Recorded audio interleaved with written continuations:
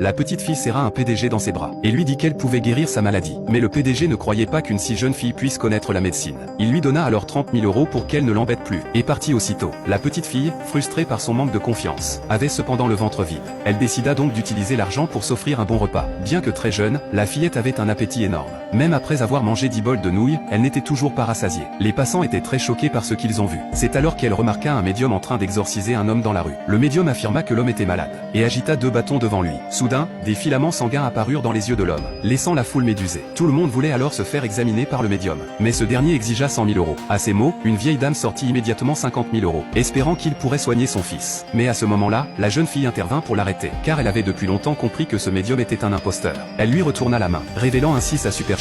Sous les accusations de la foule, le médium n'eut d'autre choix que de s'enfuir. Pour la remercier, la vieille dame invita la fillette à dîner chez elle. La petite fille, encore affamée, accepta volontiers. En voyant tous les délicieux plats préparés par la vieille dame, elle se mit à manger avec voracité. La rapidité laissa la vieille dame stupéfaite. C'est alors que le fils de la vieille dame arriva. À la surprise de la fillette, il s'agissait du PDG. Elle lui offrit une part de son repas. Mais soudain, l'homme fut pris d'une violente crise. La vieille dame lui expliqua que son fils souffrait de cette maladie depuis des années, sans qu'aucun traitement ne fonctionne. La petite fille regarda autour d'elle, et découvrit que la source du mal était une statue accrochée au mur. Elle la saisit et la brisa aussitôt. Une brume noire s'échappa alors de la statue. Suivant cette brume, la fillette entra dans une autre pièce, et actionna un mécanisme caché dans le mur. Une porte secrète s'ouvrit, laissant la vieille dame stupéfaite. Elle n'avait jamais su qu'un tel endroit existait chez elle.